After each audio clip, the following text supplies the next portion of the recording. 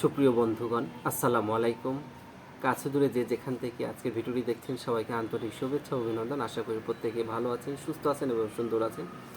প্রতিদিনের মতো আজকে আমি বরাবর আরও 3টি প্রশ্ন এবং উত্তর নিয়ে আপনাদের সামনে হাজির হয়ে গেছি। প্রিয় বন্ধুরা, প্রথমে যে বিষয়টি আমরা জানবো সেই বিষয়টি হচ্ছে ফল খাবার পরে কি খেলে শরীরে সুগার বেড়ে যায়। জি বন্ধুরা, ফল খাওয়ার পর কোন খাবারটা খেলে কিংবা কি খেলে সুগার বৃদ্ধি পেয়ে যায়, এটা আমরা হয়তো অনেকেই জানি, অনেকেই জানি না। তবে প্রিয় বন্ধুরা, আমাদেরকে ফল খাওয়ার পরে পানিটা না খাওয়াটাই সবচাইতে উত্তম এবং পানি যেন না খাই।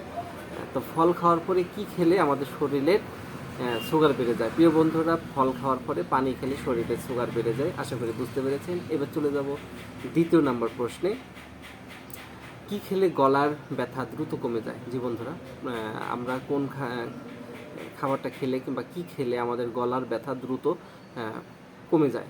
জি বন্ধুরা, এই জিনিসটা আমরা অনেকে কম বেশি জানি। আমরা অনেকে অনেক ক্ষেত্রে এই জিনিসটা খেয়ে থাকি।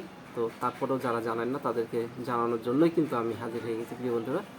তো লবঙ্গ যদি আমরা খাই তাহলে আমাদের গলার ব্যথা দ্রুত কমে যাবে ইনশাল্লাহ। প্রিয় বন্ধুরা, এবার চলে যাব তৃতীয় নম্বর প্রশ্নে। তৃতীয় নম্বর প্রশ্ন হচ্ছে কোন পাতা চাবালে কোন পাতাটা যদি আমরা চাবাই তাহলে আমাদের বুদ্ধি এবং স্মরণশক্তি দুটোই বৃদ্ধি পেয়ে যায়।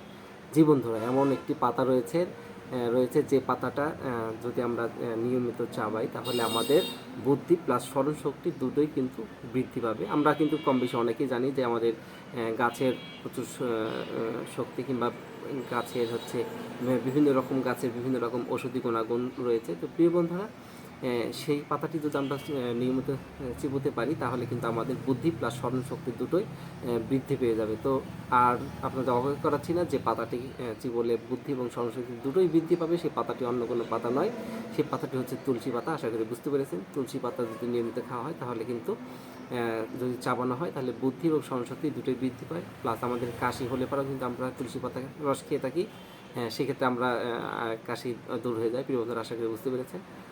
তো প্রিয় বন্ধুরা, অবশ্যই আমার ভিডিওটি লাইক, কমেন্ট এবং একটি শেয়ার করে দেবেন, পাশে থাকবেন, ভালোবাসা দিয়ে দেবেন। সবাই সুস্থ এবং সুন্দর থাকবেন। আসসালামু আলাইকুম।